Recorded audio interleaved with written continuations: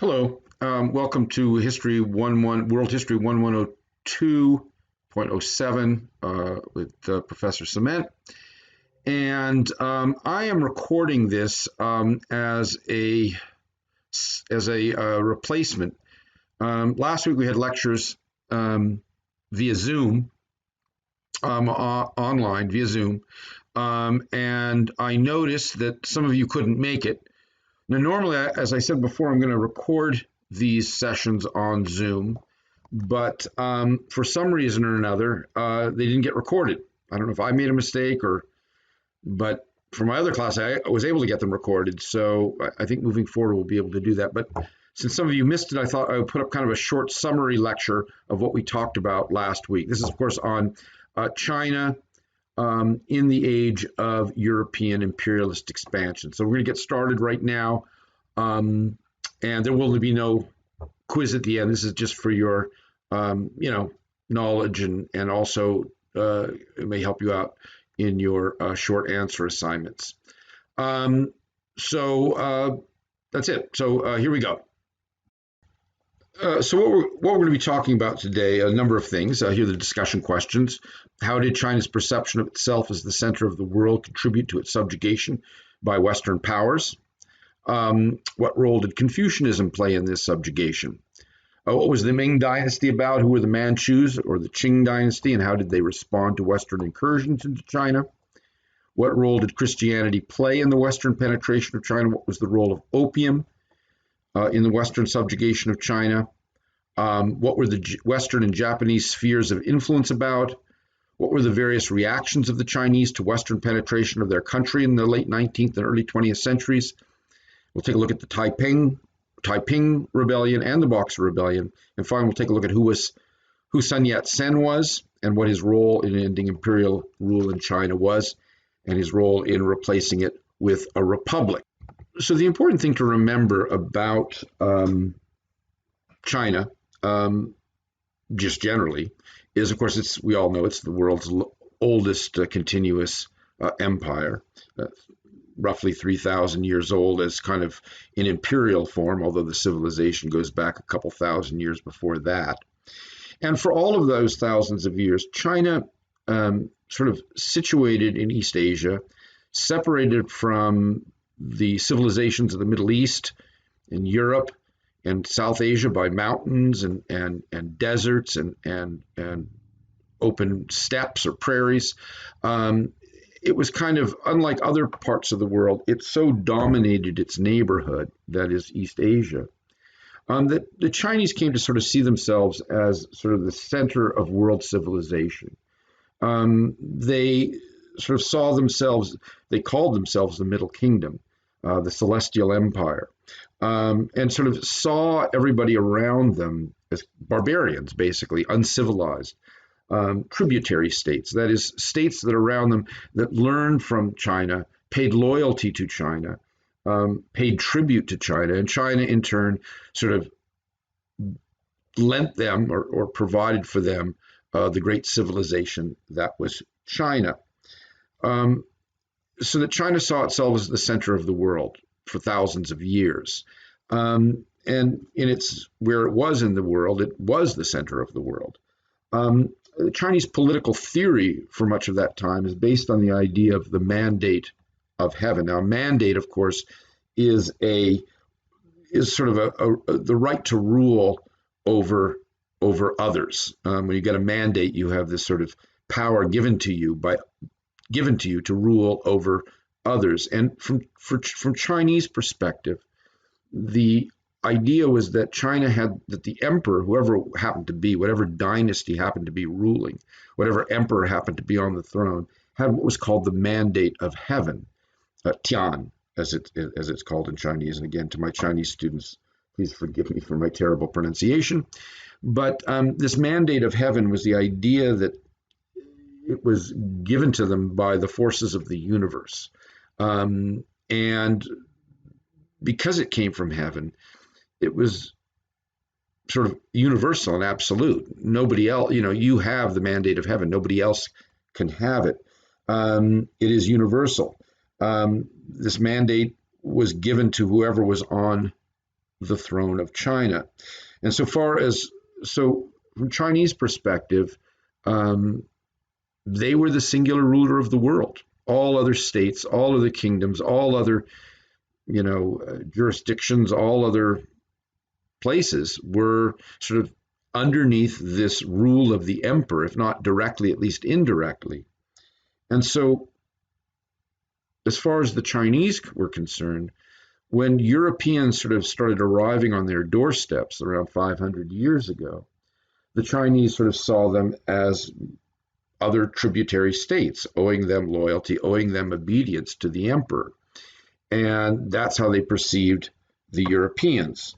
Um, the problem, as we're going to see, is that the Europeans, of course, don't accept China in that way. Unlike other states that had existed near China for thousands of years because they're in their neighborhood, Korea, Japan, Vietnam, they had tense relations with China, but they still accepted sort of the idea that China was sort of the central civilization. The Europeans had no belief in that at all.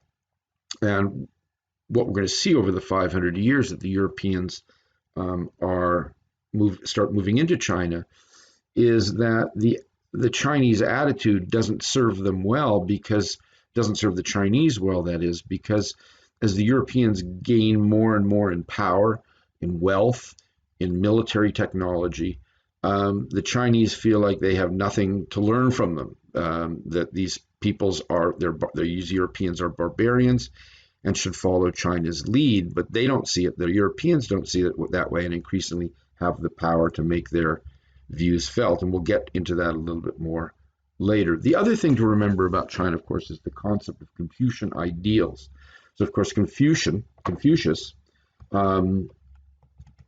was the sixth and fifth century BC philosopher who sort of created the philosophical basis for Chinese civilization ever since, essentially. And what Confucius was all about was the idea that that harmony in society was the most important thing.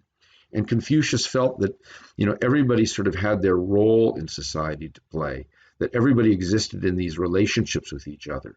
And there was a sort of a elder or superior member of each relationship, and an inferior or younger member of each relationship, or it might be man, husband to wife, with the man sort of providing leadership, providing security for his family, the emperor providing security and protection and leadership for his people, and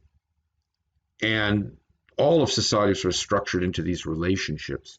And of course, the inferior member of the relationship was supposed to be loyal to and pay, and sort of pay tribute to the superior person in the relationship. So the wife obeyed the husband, the people obeyed their emperor, as long as the emperor acted benignly and benevolently to them. In other words, fulfilled the mandate of heaven, because the mandate of heaven was given to him in order to rule in a way that served his people. And one thing about Confucius that we have to also keep in mind is Confucius also believed in that the best way to rule China was through the creation of a very educated and knowledgeable bureaucracy of government officials who would rule on behalf of the emperor throughout the vast empire of China. And these officials would be there to serve the interests of the people, and of course to collect taxes and do other things to run the empire. One of the things, and this becomes important when the Europeans show up, one of the things that Confucian ideals in China held was a great suspicion of merchants and trade and a money economy. Confucius and others within the Confucian tradition in China sort of saw merchants and middlemen, people who bought and sold and traded things, held them in suspicion because they didn't see them as being productive members of society. And also they saw them as basically greedy and sort of selfish individuals who were trying to make the most gain. They trying to sell things at the highest price they could and trying to, provide, in other words, by being profitable, they sort of violated the harmony that Confucius ideals held to be supreme and what every member of society should pursue. Because merchants, of course, by their very nature, according to Confucian ideals, are out for their own good, out to make money. And so there was this deep sort of suspicion of merchants in Chinese culture, in Confucian Chinese culture, which would become a problem when European merchants show up in China beginning in the 1500s and don't follow Confucian ideals at all.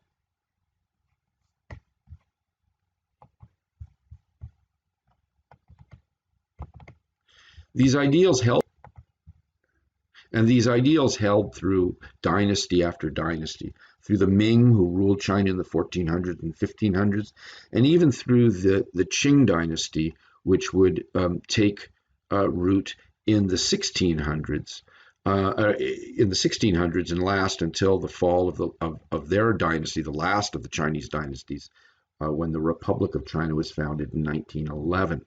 And here, of course, you can see the Forbidden City of Beijing, which became the capital of the Ming Dynasty from the early 1400s on. But while the Ming still ruled China in the early 1500s is when the first Europeans began to arrive. And the first on the scene, as were the first in the Indian Ocean basin, as we talked about the week before, we talked about South Asia and India in the age of imperialism, were the Portuguese. They arrived, they set up their base in Macau in the 1550s.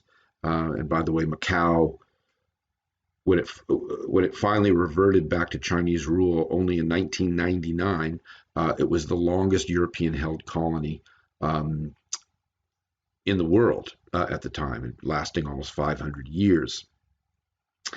And as we talked about before, well, the Portuguese had to act a little bit differently in China than they did in India. In India, they kind of blasted their way in using superior military technology and ships to kind of eliminate Arab rivals and Indian rivals around the Indian Ocean basin. But in China, they faced a much more centralized and powerful empire, and they kind of had to. They were allowed to exist in China in restricted areas like Macau. And they put up with that. The European traders and states put up with that because they were seeking to gain access to the very lucrative Chinese markets, basically to buy Chinese goods. I mean, as we've talked about before, China had all kinds of things that Europeans wanted, from silks to lacquerware to porcelain to all these luxury goods that the Europeans had. The Chinese also had, valuable spices too that they also were able to import into China and then resell to European traders. And as the Europeans also established themselves in other parts of Southeast Asia, in places like what's modern day Indonesia, Malaysia, Philippines, as they set up their colonies there, many Chinese merchants from Southeast China, which was the most commercial part of China, emigrated outward to form mercantile communities in these other places. And of course, these Chinese communities still exist today. Here's an image of a Chinese enclave in Batavia, modern-day Jakarta, Indonesia, which of course was a Dutch colony until the 20th century. The Chinese merchants, and as I said before, even though Chinese merchants were kind of, their values and stuff were frowned upon in Confucian China, of course, every civilization needs merchants. You need to have people trading. And so China did have a large mercantile community. It's just that unlike in Europe, where the mercantile and the merchant community with their monetary values and their values of trading and buying and selling things and establishing capitalism. In Europe, it became the dominant political and economic philosophy. In China, it was always considered to be sort of secondary to the great bureaucracy and the great state that ran China. So the merchants were always kind of kept under tight leash in China, whereas in Europe, they ultimately became the ruling power. And along with European merchants coming into China, there were also missionaries, beginning with the Jesuits and then followed by other religious, Catholic and Protestant religious order, well, Catholic orders and also Protestant missionaries. Um, they spread their message in China, and of course, the Christian message was frowned upon by the government of China because it was seen as violating Confucian principles. You know, Confucian principles are based on the idea of the harmoniousness of society, that everybody doing their duty and fitting into their place, and that there's this natural sort of hierarchy in society in which everybody, as I said, does their duty and knows their place. But of course, the Christian message was very subversive of this idea. The Christian message, of course, of everybody being equal under God, that all believers are equal in the eyes of God, and so so much of the Chinese bureaucracy sort of frowned upon missionaries and kind of try to keep them on a tight leash. But the Christian message did begin to spread somewhat through China, and ultimately would lead to rebellions later in Chinese history. Now, here's an image, for example, of Qing dynasty bureaucrats and officers in the late 1800s. These were the bureaucrats that ruled, and the military officers that ruled over the imperial China. So basically, as the Europeans gain in power in the 1600s, 1700s, and 1800s, developing new technologies. I mean, some of these new technology kind of fascinated the Chinese, but for the most part, the Chinese didn't feel like they had to adopt any of these new technologies or any of these new European ideas about how to organize your military in a modern way, how to organize your government in a modern way. They sort of, again, they saw themselves as having nothing to really learn from the rest of the world. And so under the Qing, China really didn't innovate. It didn't adapt or learn much from the West. And so so China under the Qing didn't learn much under the Chinese. It didn't adapt much, in contrast to the Japanese, who would very much in the late 19th century realize that in order to avoid the fate of being colonized or ruled over or controlled by European imperialists, they would have to adopt European ways, and the Japanese do an excellent job doing that in the late 19th century, adapting technology ideas, governing ideas, military ideas that allow them to modernize very rapidly and to become an imperial power of their own, much to the detriment of China, as we'll see.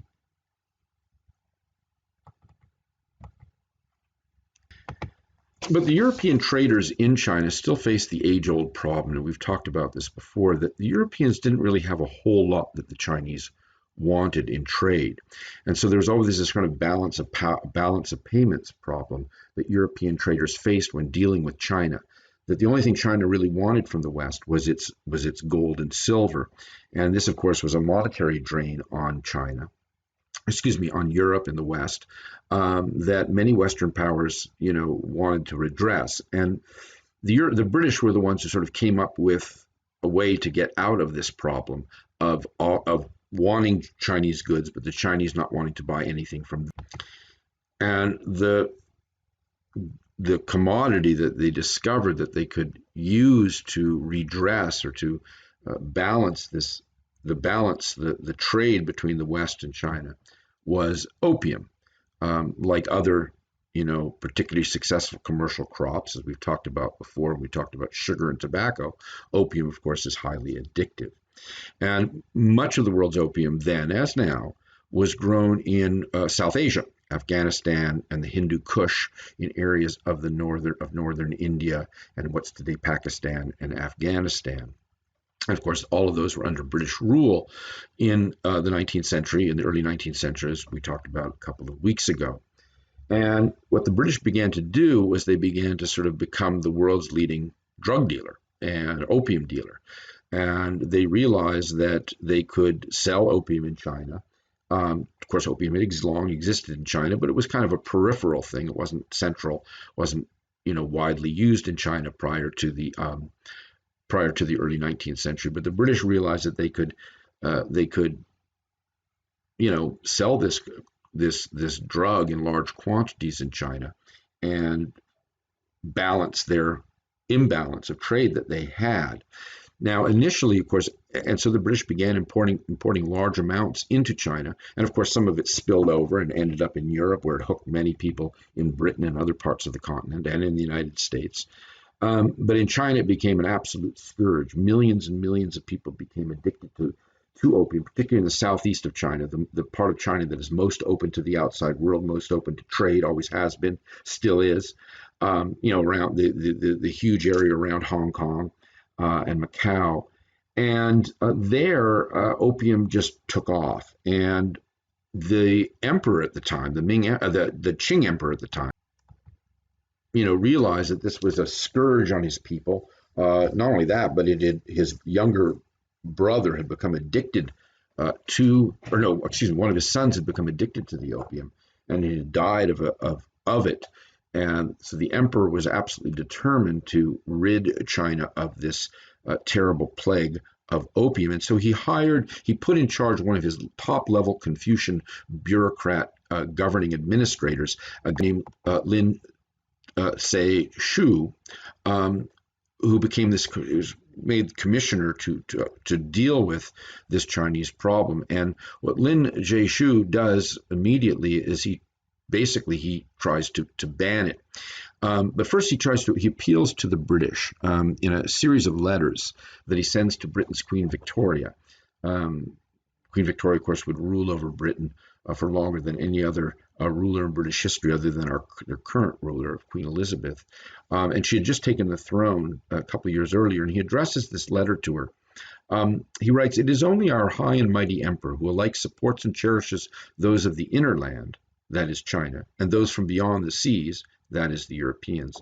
Notice how the commissioner Lin, sort of takes the viewpoint that even though she's thousands of miles away, she's really a tributary ruler to the emperor. In other words, she's kind of his underling, and who looks upon all mankind with equal benevolence. Again, the emperor, the mandate of heaven, taking care of the entire world, who, if a source of profit exists anywhere, diffuses it over the whole world, who, if the tree of evil takes root anywhere, plucks it up for the benefit of all nations, right? He's the great emperor, taking care of everybody, who, in a word, hath implanted in his breast that heart by which beneficent nature herself governs the heavens and the earth. In other words, he has the mandate of heaven to rule over benevolently. So Lin is sending this message to Queen Victoria and the British government that, this is the emperor. You have to listen to him.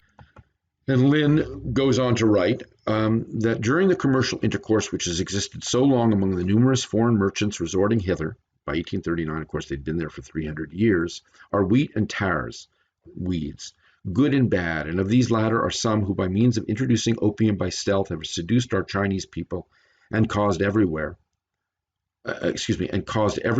province of the land to overflow with that poison. These then know merely to advantage themselves. They care not about injuring others. And notice the Confucian ideals. These are merchants. All they care about is making money. They don't care about social harmony. They don't care about maintaining order and the proper relationships between people. They're just after money. And this is a principle which heaven's providence repugnates, and it finds it repugnant. And then he says, suppose the subject of another country would come to England to trade. He would be required to comply with the laws of England. Then how much does this apply to us of the Celestial Empire? In other words, you wouldn't allow this to happen in England. You would follow the laws. And the law in China, he says, is that opium is illegal. It is illegal to import it. Our Celestial Empire rules over 10,000 kingdoms. Most surely do we possess a measure of godlike majesty which you cannot fathom. Still, we cannot bear to slay or exterminate without previous warning. So he's basically sending them a message saying, you've got to tell your merchants they cannot sell opium in China anymore. Otherwise, terrible things. We're going to have to unleash our forces on them. And of course, the Chinese do that. They send out police and the military to seize opium stores in British and other European warehouses in China. They close down the places selling the opium. And of course, but the British attitude is, we don't have to listen to you. We've got the gunboats, we've got the military power. And of course, what results is a series of wars known as the Opium Wars that are fought in the 1840s, in which the British, using their superior technology, using their better military capabilities, basically at gunpoint forced China to accept the importation of large quantities of opium and the continued addiction of millions of Chinese subjects of the emperor. Because, of course, the British don't see the emperor as somebody they have to listen to. They don't feel like they have to follow the laws of China. And in fact, that would set a pattern for what would come in the late 19th century, which we'll get to in a moment, of Europeans basically thrusting themselves into China and then establishing kind of a rule there where, even though they don't actually formally colonize China and take it over and administer it like they did in Africa or South Asia and India or the Middle East, but kind of set up what are called spheres of influence, we'll get to in a moment, where their subjects did not have to follow Chinese law, that European subjects in China were subject only to European law, not to Chinese law. Now, this increasing incursion of the Europeans and this increasing control that Europeans held over China was also undermining Qing rule, Qing dynasty rule. The Qing dynasty rule began to weaken under this assault by Europeans, and they began to lose control over large segments of their own country. And local warlords began to arise in different parts of China to challenge the imperial dynasty. This is a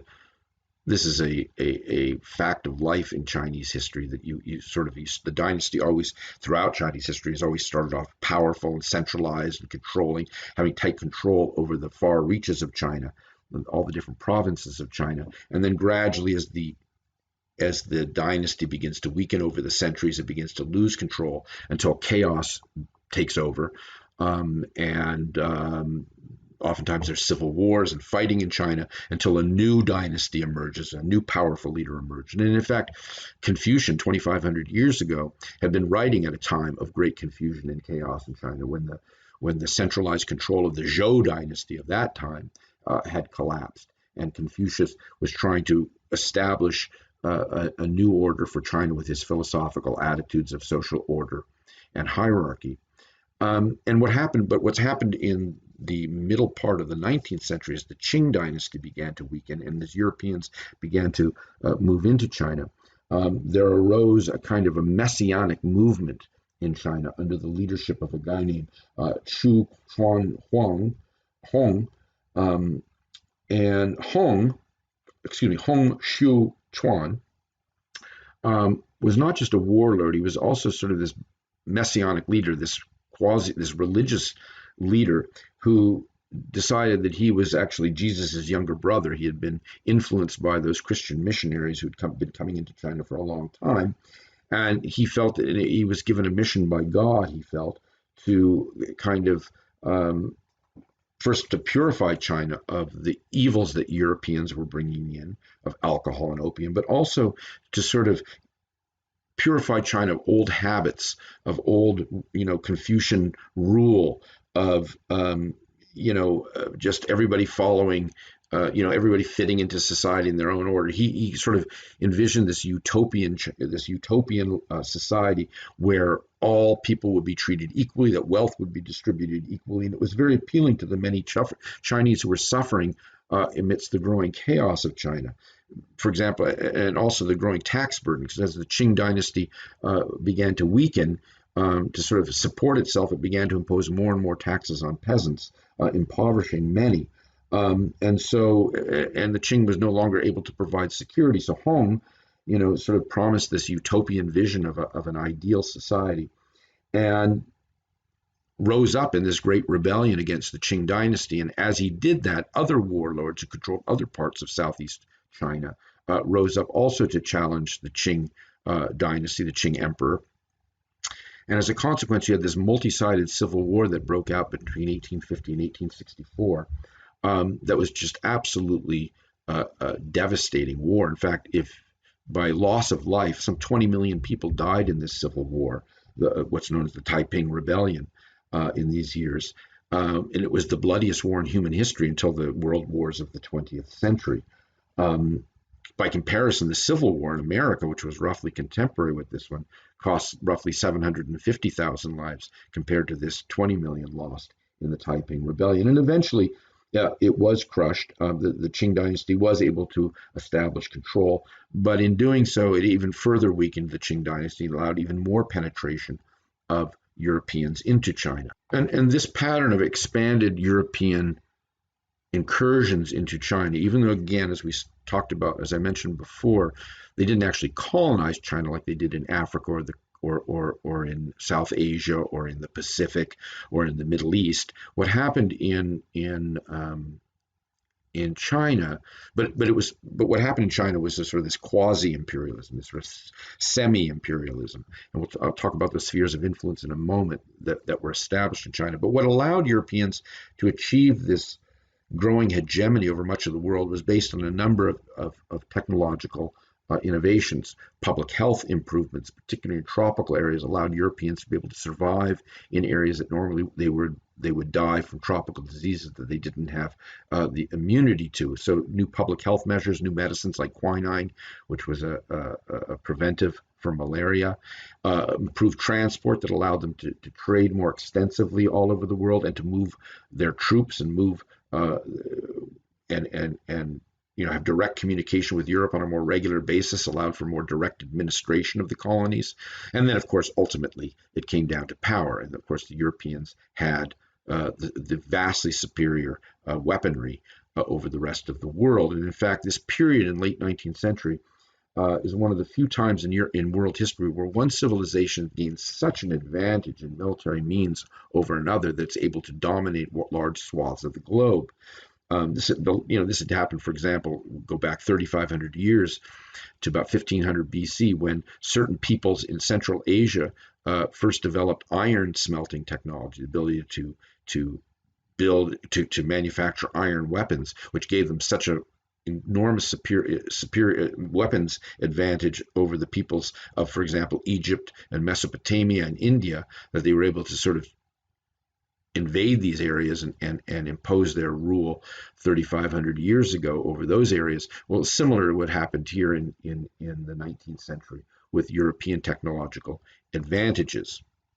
And as in any imperial rule, the Europeans justified it with all kinds of means. They talked about their superior civilization. They talked about their, bringing Christianity, the word of the true word of God to these people. In other words, that their imperial mission was justified because they were bringing civilization and Christianity to the peoples. But also, what happened in the late 19th century was this growing scientific racism. In other words, this growing idea in Europe that the world's peoples were divided into various races and that these races had within them, were on a kind of a hierarchy in which, certain races were above others biologically. And, they had all kinds of crazy pseudo-scientific justifications for it. But basically, it came down to the idea that Europeans were biologically superior and therefore had the right to rule over all the non-European peoples of the world. So, like as in every empire, they find a justification for their rule. And a lot of it was based on these quote unquote scientific reasons that, of course, we now know are completely preposterous, but at the time, were held to be absolute traits of the various races of the world. In China, what this led to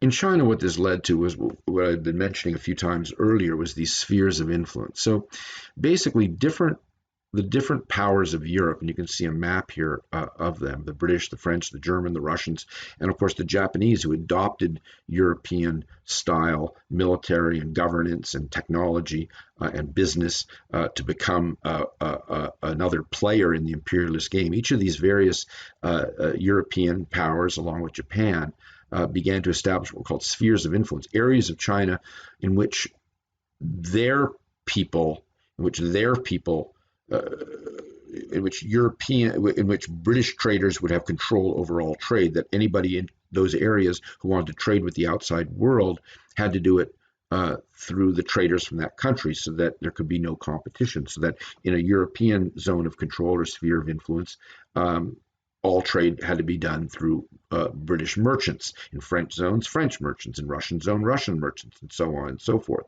In addition to this, the Europeans imposed what was called extraterritoriality, as something I mentioned before. In other words, if a European committed a crime or or violated a contract in a civil dispute with a Chinese person, that European would not be subject to Chinese law, would not be subject to arrest in China, but would fall under European law and be tried in European courts.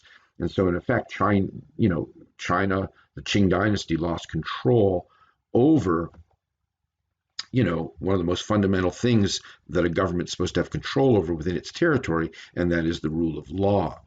What the Europeans also did in this period was they also, in many Chinese cities, built these, zones that were only they were called foreign enclaves, and the only people allowed to live there and to do business there were Europeans. Here, for example, is the famous Bund in Shanghai, which was created by the British, and it was this enclave that only, as I said, only British citizens could live in. Chinese people could come in, but only as laborers to do work in these zones. And these were, what the Europeans did in their various spheres of influence, created this, elaborate infrastructure of, fancy country clubs and hotels and restaurants and parks and things that were only for them. And the thing to remember about this is that this period of spheres of influence was a great humiliation for the Chinese. For thousands of years, the Chinese had seen themselves as the great superior civilization of the world. And here they were being subjected to the rule of these barbarian Europeans who had been able to sort of muscle their way into China. And ultimately, this led to great dissatisfaction. In the wake of the Taiping Rebellion, there had risen up a group of sort of urban, educated Chinese young men who began to see sort of the need to modernize China, the need to bring China up to date so it was able to resist and expel these European imperialists who had come in. And in 1900, many of these young men were organized into various social clubs, and a lot of these social clubs were martial arts social clubs, Chinese martial arts. And in 1900, there was a rebellion among these young Chinese men who were interested in modernizing China, and they rose up and armed themselves against the European imperialists in what was called the Boxer Rebellion. It's called the Boxer Rebellion because, from the European perspective, these martial arts societies were practicing boxing, the European martial art, and they rose up in 1900. Against European rule, but were ultimately crushed by European and Japanese military forces that came in. They had some of these Boxer rebellions had, for example, in Beijing, had besieged the European zone within Beijing, and there was a great battle where the Europeans sent in their military forces to relieve the siege of Beijing. And ultimately, the Boxer Rebellion was put down. But the strong conviction of many young Chinese that the Europeans had to be expelled, that China had to modernize, that it could no longer, that this old idea of China as the center of world civilization had to give way to a new modernized China that saw itself as learning from the West and trying to adopt Western ways in order to expel European imperialists and expel European forces from China. And among these people was a man named Sun Yat-sen, and Sun Yat-sen was a well-educated son of a Chinese bureaucrat. He had been educated in the West. He'd actually lived in Hawaii for a certain period of time, and he came to the conclusion that what China needed was a healthy dose of nationalism. And as we're going to talk about next week, nationalism is the most powerful ideology of the 19th century, this idea of a national destiny for people. And we'll get into that. Began with the French Revolution, the American Revolution, and became this powerful force in European society and then later in world society. He believed that the Chinese also need to develop a strong sense of nationalism. As he writes here, the Chinese people have only family and clan solidarity. They do not have national spirit. He believed that they needed national spirit in order to create a new, modern, strong society. Without it, they are just a heap of loose sand. Other men are the carving knife. We are the fish and the meat. We are being, we cannot defend ourselves until we develop this strong sense of national identity. And he set out his three principles. I had you read them, one of the documents to be read for this week.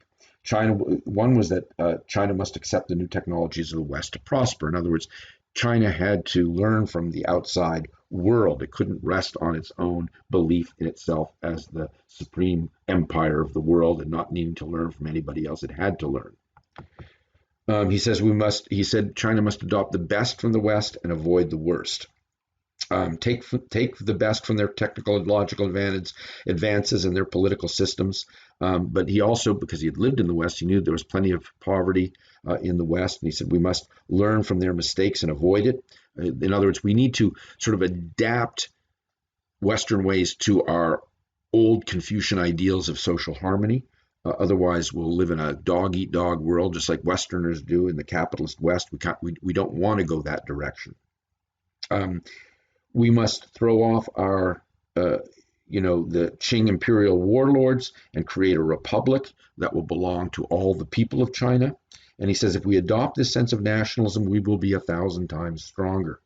It is the key to freeing China from the current humiliation it faces, from the poverty and the corruption. We need a strong national sense of pride. He recognized that this is the most powerful force in the world. Now, ultimately, Sun Yat-sen would get China partly the way there. In 1911, he led a rebellion against the Qing dynasty. And remember, the Qing dynasty was a dynasty ruled by what many Chinese, when Han Chinese, the dominant ethnic group in China, saw as foreigners, saw as outsiders. Even though they had been in China for ruling China for 300 years, they'd come from Manchuria, initially were called the Manchu.